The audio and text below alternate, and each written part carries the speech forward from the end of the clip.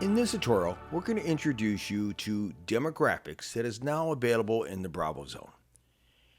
For this demonstration, I'm going to show you what it is in a session, then show you how to create it in the BravoZone. So I'm using Tally here, and just a little housekeeping here. I'm actually doing this in practice mode. It allows me to simulate players. I'm going to click on Start. I'm going to advance. And I'm going to go ahead and add participants. So I'm going to add 20 participants. So this is going to be a simulated hospital, for example. And I'm going to go ahead and start the session. And we're playing in Tally. Pay no mind to the questions themselves. So you'll see over here that all of our players have entered in an answer. I'm going to go ahead and reveal the results. So what has happened here is you'll see over here to the left the leaderboard. And it's going to show the top 10. However, if I go to the top of the screen here, I'll see leaderboard and a little drop down arrow. Click on that and you'll see that I have a few different demographics. The first is always going to be present, and that's the leaderboard. That shows you who's the top 10 players or answers within the session. But down here I have divisions. So when people signed in, they chose which division and what department they're in. So in this mythical company, we have 4 divisions. And within this division, we have 14 different departments. So I can display results based on a demographic.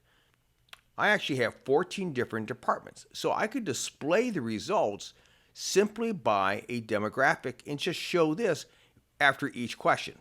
Or if I want to do it just by divisions, north, east, south, or west, I just switch it. And of course, at any time, I could switch it to leaderboard. If you use a session that actually utilizes teams, like Quiz Show here, you'll see I have the default teams. We've answered one question. You'll notice here a little toggle switch. Now remember, this will just hide the teams. I click on this little toggle switch. The T stands for teams. But if I want to switch to leaderboard, click on it. And now the default will show up, which will always be present in any instructor-led presentation. Click on the drop-down, and I want to see how people did this by departments. I have more departments than I do teams. I want to use departments and see how the departments did against each other. So in essence, I've just created a way to have 14 teams.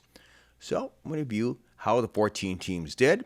I can simply switch between team mode and department. Whatever you use will stay present throughout your session until you change it. Let's jump in and see how we built this. I'm now in the BravoZone and I've built our session.